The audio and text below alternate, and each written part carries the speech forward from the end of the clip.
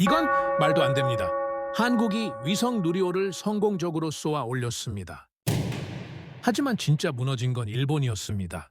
2025년 11월 27일 새벽 1시 13분 전 세계가 누리호를 올려다보던 그 순간 동해 바다 아래에선 전혀 다른 일이 벌어지고 있었습니다. 비와 안개, 어둠과 파도를 틈타 일본은 조용히 움직였습니다. 그들은 끝까지 확신했죠.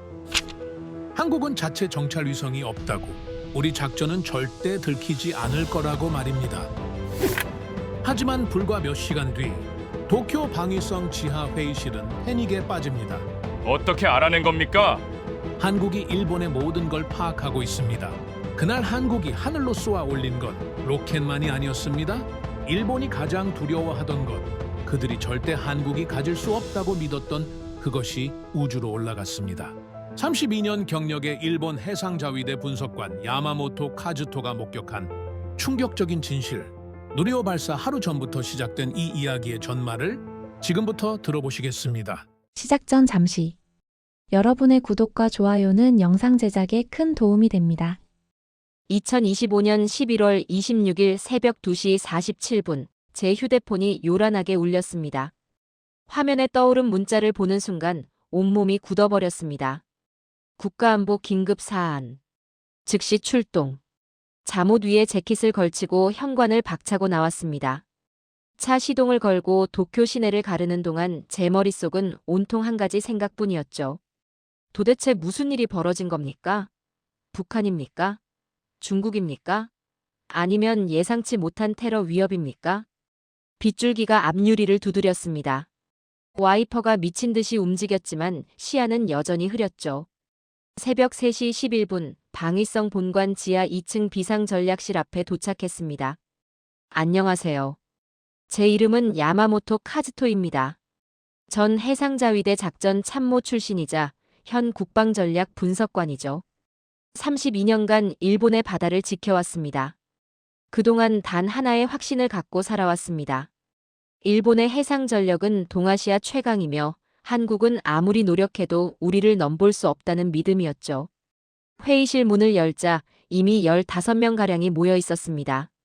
방위상, 정보본부장, 해상자위대 사령관, 그리고 총리실 국가안보실장까지 말입니다. 모두의 표정이 굳어 있었습니다.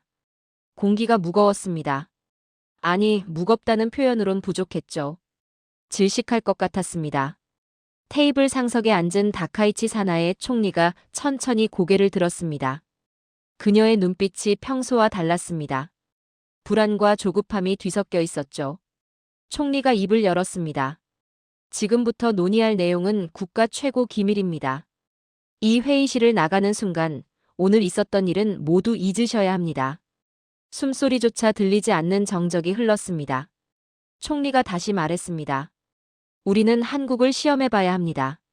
순간 제 심장이 멈춘 것 같았습니다. 한국을요? 지금 이 시간에요? 도대체 무슨 소립니까? 총리는 잠시 멈칫하더니 단호하게 말을 이었습니다. 독도 인근 해역에 소류급 잠수함 한 척을 은밀히 접근시킵니다. 한국의 해상 감시 능력이 과연 어느 수준인지 직접 확인해 보겠습니다. 그 말을 듣는 순간 제 등골에 식은땀이 흘렀습니다.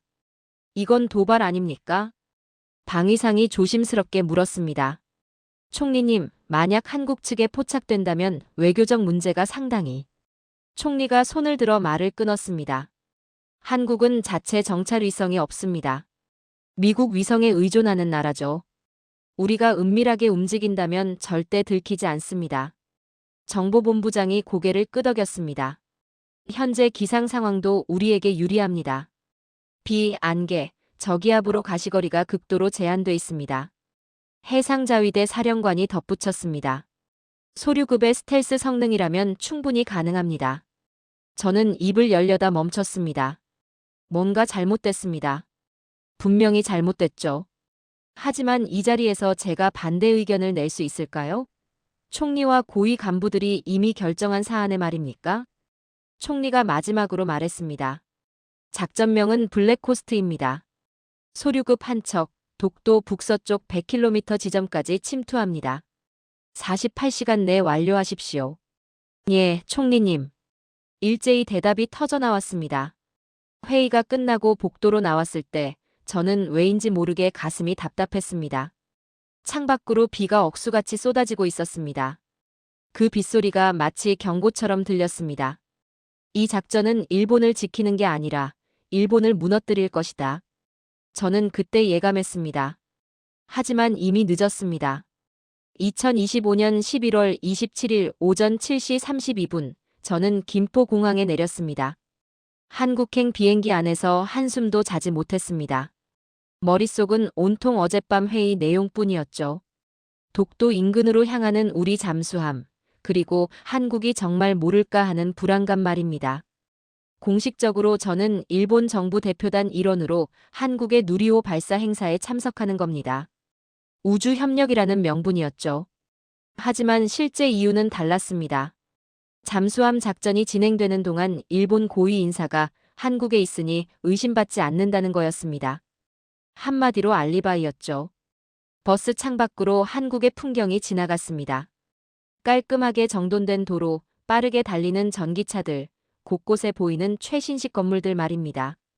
솔직히 인정하자면 제가 생각했던 것보다 훨씬 발전된 모습이었습니다. 오전 10시 48분, 전라남도 고흥 나로우주센터에 도착했습니다. 센터 내부로 들어서는 순간 저는 숨을 들이켰습니다. 수백 개의 모니터가 빛나고 있었습니다. 긴장감으로 가득 찬 연구원들이 분주하게 움직였죠. 그리고 발사대 너머로 우뚝 선 순백의 발사체가 보였습니다. 저것이 한국의 기술이라고요? 한 연구원이 제게 다가와 말했습니다. 이번 발사는 중요한 임무를 수행합니다.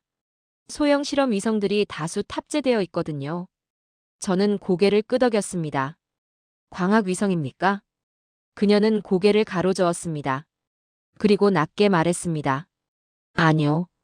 이번엔 저희의 첫 SAR 실험 위성도 올라갑니다. 저는 그 말을 듣고 순간 걸음을 멈췄습니다. 심장이 아주 천천히 한번 뛰었습니다. SAR, 합성 개구레이더, 비, 구름, 안개, 밤을 뚫고 지표를 보는 그 기술 말입니까? 한국이 SAR 위성을요? 하지만 곧 스스로를 비웃었습니다. 아무리 SAR 위성이라도 실험 단계일 겁니다. 정밀도는 낮고 해상도도 떨어지겠죠. 아무리 그래도 우리 소류급은 잡을 수 없습니다. 그렇게 저는 스스로를 안심시키며 발사장으로 걸어 들어갔습니다. 오후 12시를 넘기자 센터 전체에 긴장감이 흘렀습니다. 발사 시간이 다가오고 있었습니다. 연구원들이 최종 점검에 들어갔고 거대한 스크린에는 카운트다운이 시작됐습니다. 저는 관람석에 앉아 하늘을 올려다봤습니다. 구름이 걷히고 있었습니다. 아침까지만 해도 흐렸던 하늘이 점점 맑아지고 있었죠. 새벽 1시 13분. 발사. 거대한 굉음과 함께 누리호가 하늘로 솟구쳤습니다. 하얀 불꽃이 어둠을 가르며 치솟았습니다. 진동이 가슴을 쿵쿵 울렸죠. 저는 처음으로 깨달았습니다. 일본에서 보던 한국과 제 눈앞에서 본 한국은 전혀 다른 나라였습니다. 발사체가 하늘 높이 사라지자 저는 주머니에서 진동하는 휴대폰을 꺼냈습니다. 암호 메시지였습니다. 작전 개시. 소류급 이동 중. 제 심장은 발사대와 함께 올라가는 것처럼 묵직하게 뛰었습니다. 그때였습니다. 관제실 내부에서 급하게 여러 명이 모이는 모습이 보였습니다. 큰 스크린에 뭔가가 떠올랐습니다. 해양을 나타내는 레이더 영상이었습니다. 파도 패턴, 미세한 흔들림 말입니다. 저는 직감적으로 느꼈습니다. 저건 수상합니다. 한 연구원이 조용히 말했습니다. 웨이크 시그니처 감지. 수중 물체가 이동 중입니다. 제 손에서 물병이 떨어질 뻔했습니다. 웨이크? 수중 이동 흔적? 저는 그 순간 숨을 멈췄습니다. 또 다른 연구원이 말했습니다. 길이 약 85m 전후. 속도 시속 8노트. 패턴은 잠수함으로 보입니다. 제 시야가 흔들렸습니다. 85m. 시속 8노트. 웨이크 시그널. 이건 절대 우연이 아니었습니다. 저는 한 발짝 뒤로 물러났습니다. 제 머리가 순간 하얘졌습니다. 그들은 우리 소류급보다 더 정확하게 그 형태를 잡아내고 있었습니다. 일본의 잠수함은 지금 한국의 SAR 실험 위성에 명확하게 포착되고 있었습니다. 발사 직후 저는 한국 연구원들의 관제동 근처에서 자연스럽게 움직이며 상황을 지켜보고 있었습니다. 그때 통제실 내부에서 급하게 여러 명이 모이는 모습을 보았습니다. 큰 스크린에 해양 레이더 영상이 떠올랐습니다. 파도 패턴, 미세한 흔들림 말입니다. 저는 직감적으로 느꼈습니다. 저건 심상치 않습니다. 한 연구원이 조용히 말했습니다. 웨이크 시그니처 감지. 수중 물체가 이동 중입니다. 제 손에서 물병이 떨어질 뻔했습니다. 웨이크? 수중 이동 흔적? 저는 그 순간 숨을 멈췄습니다. 또 다른 연구원이 말했습니다. 길이 약 85m 전후. 속도 시속 8노트. 패턴은 잠수함으로 보입니다. 제 시야가 흔들렸습니다. 85m. 시속 8노트. 웨이크 시그널. 이건 절대 우연이 아니었습니다. 저는 한 발짝 뒤로 물러났습니다. 제 머리가 순간 하얘졌습니다. 그들은 우리 소류급보다 더 정확하게 그 형태를 잡아내고 있었습니다. 잠시 후 화면이 확대되었습니다. 수면 아래 길쭉한 타원, 물결의 틈 사이로 드러나는 정확한 윤곽을 보자 저는 비로소 깨달았습니다.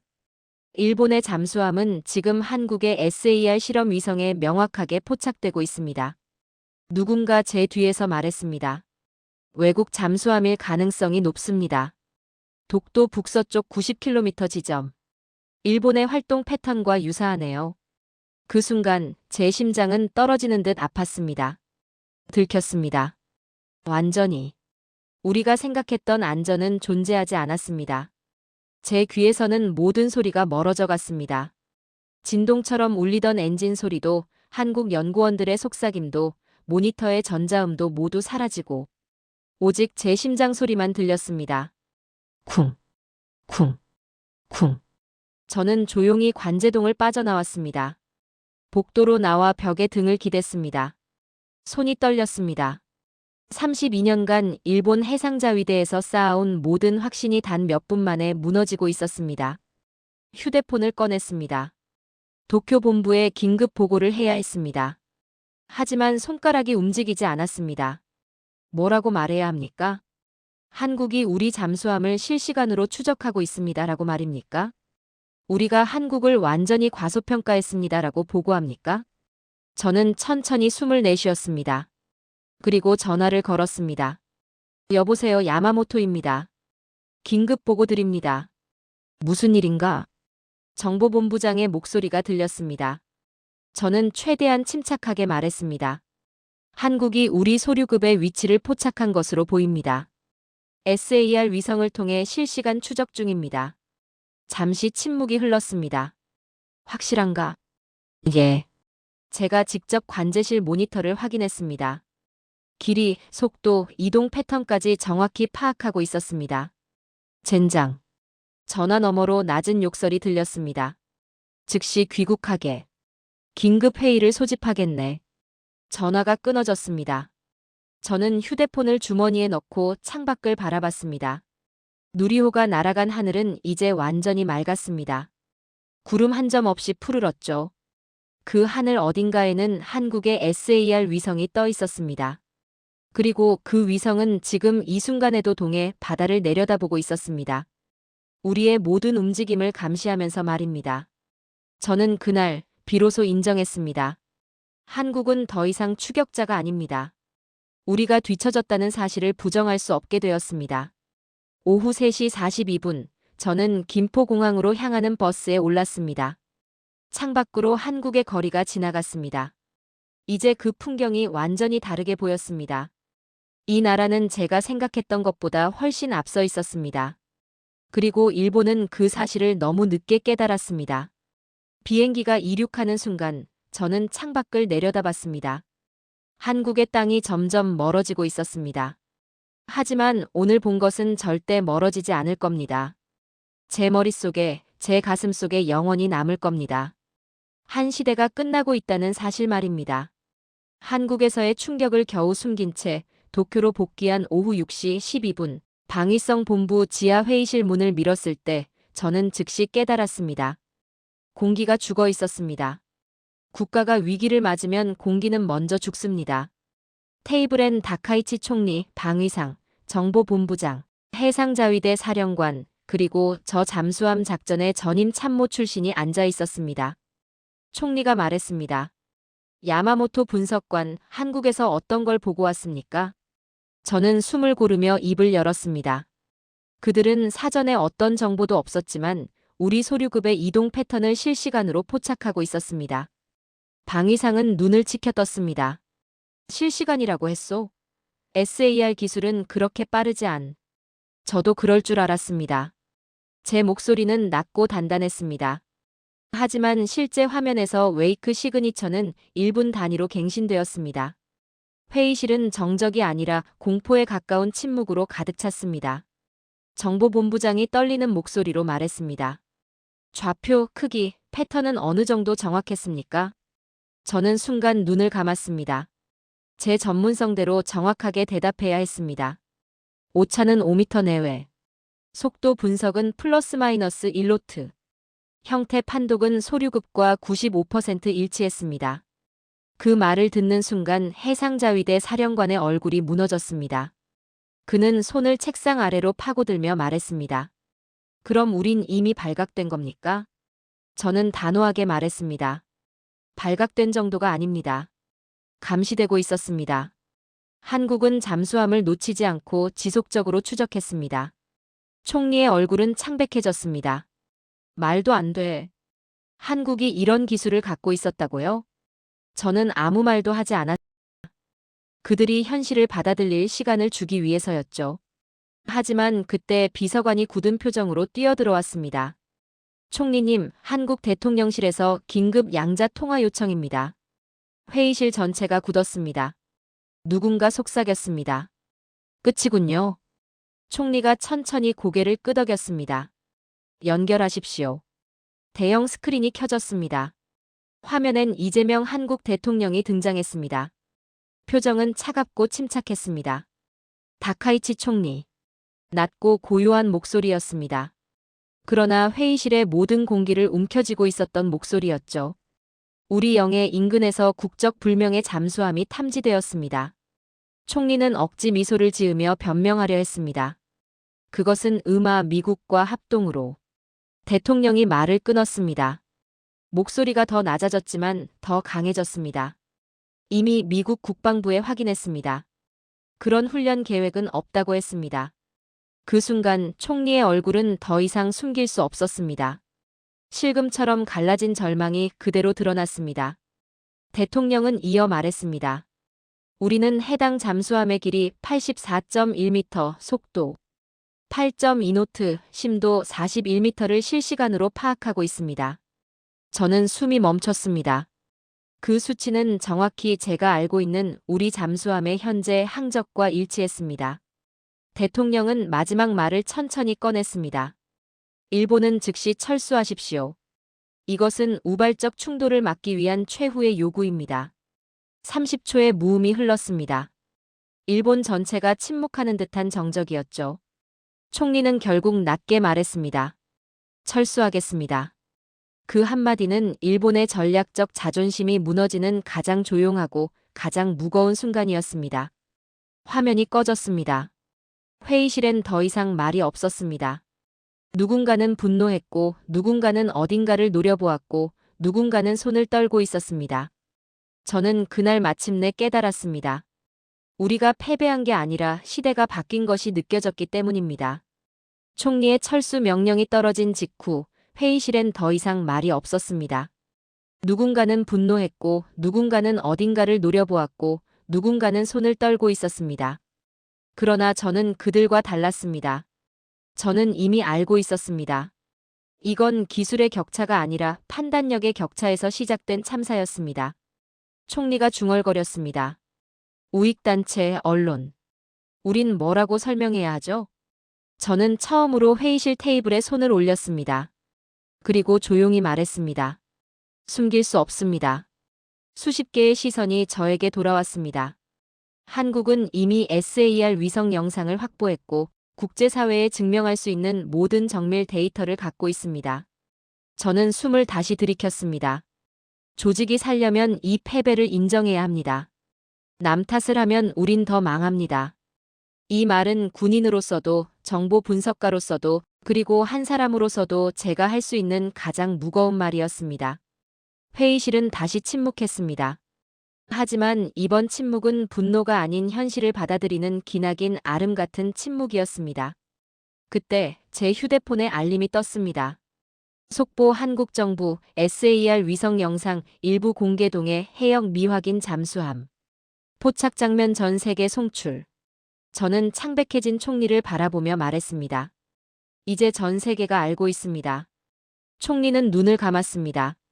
그리고 저는 마침내 깨달았습니다. 한 나라의 몰락은 외부에서 오지 않습니다. 스스로 만든 어둠이 삼킵니다. 회의가 끝나고 복도로 나왔을 때 저는 창밖을 내려다봤습니다. 도쿄의 야경이 펼쳐져 있었습니다. 수백만 개의 불빛이 반짝이고 있었죠. 하지만 그 불빛들이 어딘가 슬퍼 보였습니다. 다음 날 아침, 일본 전역은 폭풍의 소용돌이 속에 있었습니다. 텔레비전, 라디오, SNS 모든 곳에서 같은 단어가 떠돌았습니다. 독도 인근 정체불명 잠수함 포착. 한국 SAR 위성, 일본 군사작전 감지. 그러나 결정적이었던 건 한국이 공개한 SAR 영상 12초였습니다. 그건 아무도 부정할 수 없는 증거였습니다. 잠수함 길이, 움직임, 웨이크 시그니처. 제가 현장에서 직접 봤던 것과 똑같았습니다. 일본 언론은 패닉에 빠졌습니다. 한국 기술이 일본을 앞질렀다. 우리는 20년 동안 무엇을 하고 있었나? 정부가 국민에게 거짓말을 한 것인가? 우익단체는 발광했습니다. 시위를 조직하고 방위성을 비난하고 한국을 모욕하는 구호를 외쳤습니다. 그러나 그들의 목소리는 진실의 무게를 이길 수 없었습니다. 그와 동시에 국제사회는 오히려 한국을 주목하기 시작했습니다. CNN, BBC, 알자지라. 모든 해외 언론은 한 목소리로 말했습니다. 한국이 동아시아 정보 우위를 확보했다. 이번 사건은 영내 군사 균형의 판도를 뒤집을 수 있다. 일본의 오만이 부른 전략 실패. 저는 방위성 사무실 한가운데 서 있었습니다. 형광등 아래 수십 개의 시선이 저를 향해 있었습니다. 비난하는 자도 있었고, 도망치려는 자도 있었고, 저를 피하는 자도 있었습니다. 그러나 그런 시선보다 제 마음을 죄어오는 건 하나였습니다. 현실을 인정하지 못하는 일본의 절망. 그때 한 젊은 분석관이 중얼거렸습니다. 선배님 말이 맞았네요. 한국을 과소평가한 게 이 사달을 낳았어요. 저는 고개를 들지 못했습니다. 후회 때문이 아니었습니다. 부끄러움 때문이었습니다. 제가 수십 년 동안 믿어온 가치들, 그 모든 것이 한국의 정확한 위성 영상 한 장 앞에서 조용히 무너지고 있었기 때문입니다. 사건 발생 사흘째, 저는 NHK 생방송 인터뷰 요청을 받았습니다. 방위성은 저를 막으려고 했습니다. 국가 이미지 손상, 민감한 시기, 침묵이 최선. 하지만 저는 이미 모든 걸 알았습니다. 지금 필요한 건 변명이나 은폐가 아니었습니다. 진실이었습니다. 11월 30일 오전 10시, 저는 NHK 스튜디오에 앉았습니다. 조명이 켜지고 앵커가 입을 열었습니다. 야마모토 분석관, 한국의 SAR 영상. 정말 일본 잠수함이 맞습니까? 저는 숨을 내쉬고 마이크를 잡았습니다. 그렇습니다. 순간 스튜디오가 멈춰섰습니다. 카메라 뒤에 스태프조차 숨을 삼켰습니다. 저는 말을 이었습니다. 한국의 기술은 우리가 알고 있던 수준이 아니었습니다. 그리고 일본은 그 사실을 너무 늦게 깨달았습니다. 앵커가 떨리는 목소리로 물었습니다. 우린 왜 몰랐습니까? 저는 단호히 답했습니다. 오만했기 때문입니다. 그 순간이었습니다. 제 목소리가 일본 전역으로 흘러나가는 그 순간, 저는 느꼈습니다. 이건 제 경력의 끝이 아니라 역사와 마주한 첫걸음이라는 것. 방송 후 수천 개의 메시지가 쏟아졌습니다. 절반은 비난, 절반은 지지였습니다. 매국노. 현실을 직시하라. 일본을 배신했다. 용기 있는 발언. 그 모든 것 가운데 단 하나의 메시지가 제 마음을 뒤흔들었습니다. 선배님 감사합니다. 진실을 말해줘서. 우린 이제라도 배워야 해요. 보낸 사람은 해상자위대 후배 장교였습니다. 그 순간 저는 결심했습니다. 일본이 진짜로 변화하기 위해선 누군가가 이 진실을 끝까지 전해야 한다고. 그날 오후 제 이메일함에 한 통의 메일이 도착했습니다. 발신인은 서울대학교였습니다. 한국 SAR 기술의 변화와 동아시아 안보. 특강 요청. 저는 천천히 숨을 골랐습니다. 그리고 생각보다 빠르게 대답을 눌렀습니다. 수락합니다. 방위성에서는 난리가 났습니다. 미쳤소? 적국에 가서 강연을 한다고요?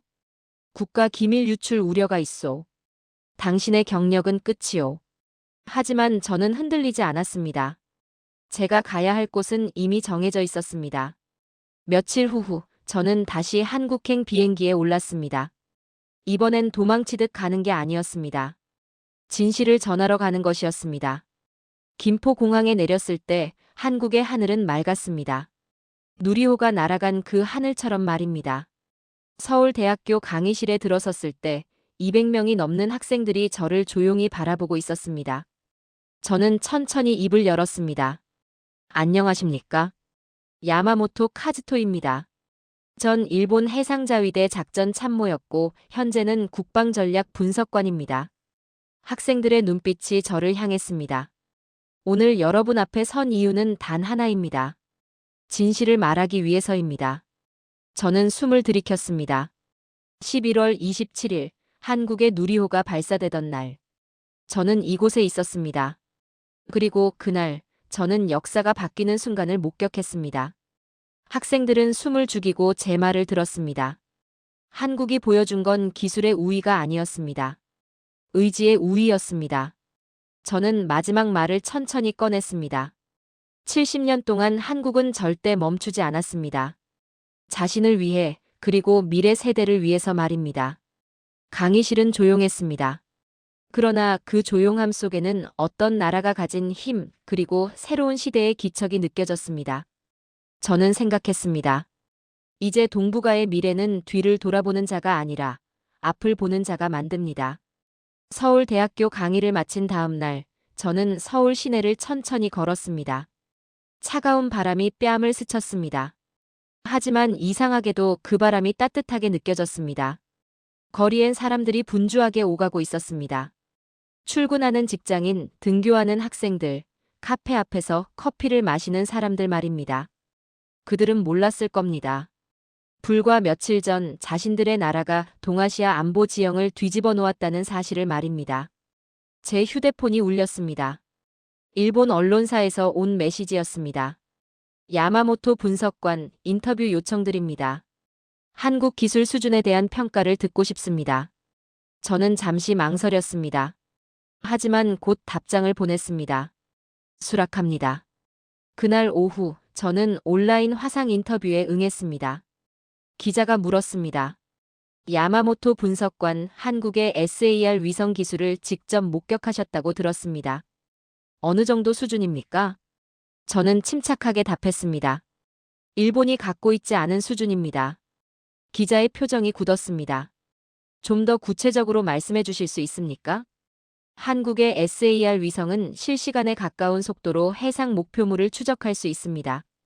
오차 범위는 5m 이내, 형태 판독률은 95% 이상입니다. 그럼 일본의 해상 작전은 모두 노출된다는 말씀입니까? 저는 고개를 끄덕였습니다. 독도 인근 해역에서는 그렇습니다. 한국은 이제 그 바다를 완벽하게 장악하고 있습니다. 그 인터뷰가 방송된 후 일본 내에서는 또 한 번 파장이 일었습니다. 보수 언론은 저를 맹비난했습니다. 야마모토는 한국의 앞잡이가 됐다. 국익을 해치는 발언.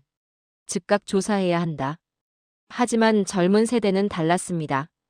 SNS에는 저를 지지하는 목소리가 쏟아졌습니다. 진실을 말하는 용기. 이제라도 현실을 직시해야 한다. 일본은 변해야 한다. 저는 그 반응들을 보며 생각했습니다. 세대가 바뀌고 있습니다. 며칠 후 저는 도쿄로 돌아왔습니다. 방위성 건물 앞에는 우익단체 회원들이 모여 있었습니다.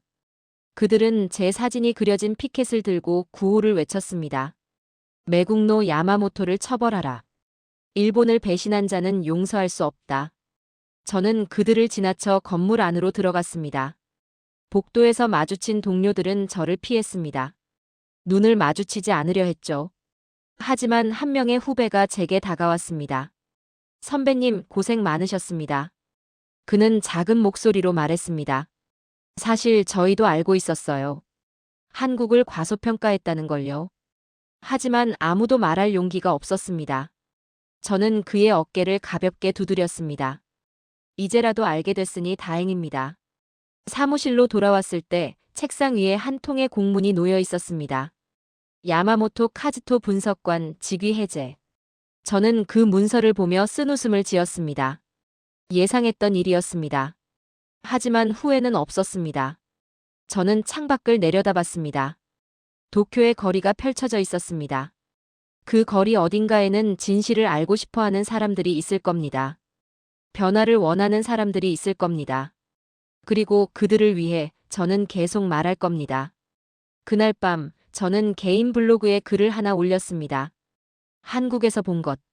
제목은 단순했습니다. 하지만 내용은 진실로 가득했습니다. 누리호 발사를 목격한 순간 SAR 위성의 정밀도, 한국 연구원들의 열정, 그리고 일본이 놓친 것들 말입니다. 글을 올린 지 1시간 만에 조회수는 10만을 넘었습니다. 댓글도 수천 개가 달렸습니다. 감사합니다. 진실을 말해줘서. 일본도 이제 변해야 합니다. 당신 같은 사람이 더 많아져야 합니다. 저는 그 댓글들을 보며 생각했습니다.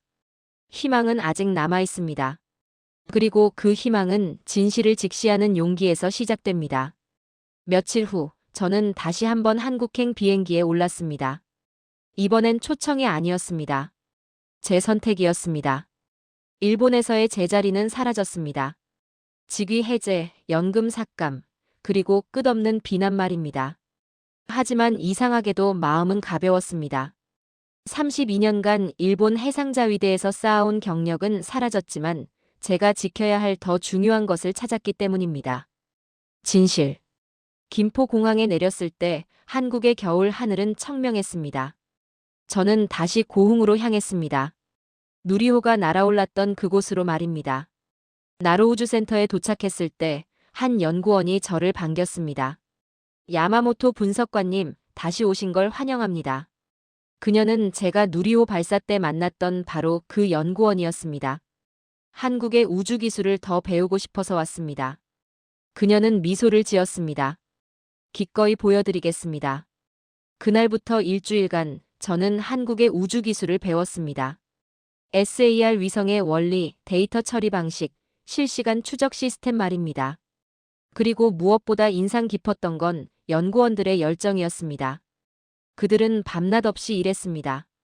하지만 그 눈빛엔 피로가 아니라 희망이 가득했습니다. 우리가 만드는 기술이 나라를 지킵니다. 한 젊은 연구원이 말했습니다. 그게 자랑스럽습니다. 저는 그 말을 듣고 가슴이 먹먹해졌습니다. 일본에서는 언제부터 이런 자부심이 사라졌을까요? 언제부터 우리는 과거의 영광에만 기대어 현실을 외면했을까요? 일주일 후, 저는 서울로 돌아왔습니다. 그리고 한 출판사로부터 연락을 받았습니다. 야마모토 분석관님, 책을 쓰실 의향이 있으신가요? 한국에서 본 것들, 그리고 일본이 놓친 것들에 대해서요. 저는 잠시 망설였습니다. 하지만 곧 답했습니다. 쓰겠습니다. 그렇게 저는 서울의 작은 원룸에 자리를 잡고 글을 쓰기 시작했습니다. 한국이 보여준 것. 책의 제목이었습니다. 매일 아침 일어나 컴퓨터 앞에 앉았습니다. 그리고 제가 목격한 모든 것을 기록했습니다. 누리호 발사의 순간 SAR 위성이 잠수함을 포착했던 그 장면, 이재명 대통령의 침착한 경고, 그리고 무너지는 일본의 자존심 말입니다. 하지만 가장 중요하게 쓴 건 마지막 장이었습니다. 일본이 다시 일어서려면 저는 그 장에서 솔직하게 썼습니다. 일본은 변해야 합니다. 과거의 영광에 갇혀 있어선 안 됩니다. 한국을 배워야 합니다. 그들의 기술이 아니라 그들의 자세를 말입니다. 포기하지 않는 의지, 미래를 향한 투자, 그리고 무엇보다 진실을 직시하는 용기 말입니다. 몇 달 후 책이 출간되었습니다. 한국에서 먼저 나왔고 일본어 번역본은 한 달 뒤에 나왔습니다. 일본에서의 반응은 극명하게 갈렸습니다. 보수층은 맹비난했습니다. 일본을 모욕하는 책, 매국행위, 판매 금지해야 한다. 하지만 젊은 세대는 열광했습니다. 초판 3만 부가 일주일 만에 매진됐고 재판, 세 판이 연이어 출간됐습니다. 서점 베스트셀러 1위에 올랐고 온라인 서점에서는 품절 대란이 일었습니다. 이런 책을 기다렸다. 일본인이 쓴 가장 정직한 한국 이야기. 모든 일본인이 읽어야 할 책. 저는 그 반응들을 보며 생각했습니다. 변화는 시작되고 있습니다. 어느 날 저는 한강공원을 걷고 있었습니다. 따뜻한 햇살이 강물에 반짝이고 있었습니다. 바람이 부드럽게 불어왔습니다. 그때 한 통의 전화가 걸려왔습니다. 해상자위대 후배였습니다. 선배님, 요즘 일본이 변하고 있어요. 어떻게요? 선배님 책 때문에 방위성 내부에서도 논의가 시작됐어요. 한국 기술을 제대로 분석해야 한다고요. 그리고 우리도 변해야 한다고요. 저는 한동안 말을 잇지 못했습니다. 선배님이 뿌린 씨앗이 싹을 틔우고 있습니다. 전화를 끊고 저는 한강을 바라봤습니다. 강물은 유유히 흐르고 있었습니다. 멈추지 않고 앞으로 나아가고 있었습니다.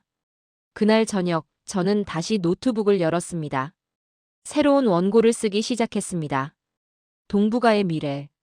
이번엔 한국만이 아니라 일본, 중국, 그리고 이 지역 전체에 대한 이야기였습니다.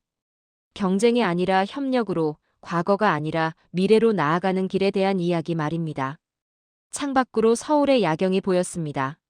수많은 불빛이 반짝이고 있었습니다. 그 불빛 하나하나가 희망처럼 느껴졌습니다. 저는 키보드를 두드리며 생각했습니다. 제가 일본에서 잃은 것은 직위와 명예였습니다. 하지만 얻은 것은 진실을 말할 용기였습니다. 그리고 그 용기가 언젠가 두 나라를 더 가까워지게 만들 거라고 믿었습니다. 1년 후 누리호 발사 1주년이 되는 날, 저는 다시 나로우주센터에 초대받았습니다. 누리호 5호기 발사를 참관하기 위해서였습니다. 발사대 앞에 섰을 때 1년 전의 기억이 떠올랐습니다. 그때의 충격, 그때의 깨달음 말입니다. 카운트다운이 시작됐습니다. 10, 9, 8. 발사. 누리호가 다시 한번 하늘로 솟구쳤습니다. 저는 그 광경을 보며 조용히 눈을 감았습니다. 이제 동북아의 미래는 뒤를 돌아보는 자가 아니라 앞을 보는 자가 만듭니다. 하늘 높이 날아가는 누리호를 보며 저는 확신했습니다. 새로운 시대는 이미 시작되었다고. 그리고 그 시대를 저는 목격하는 행운을 얻었습니다. 지금까지 긴 영상 시청해주셔서 감사합니다. 내일 더 멋진 이야기로 찾아뵙겠습니다. 감사합니다.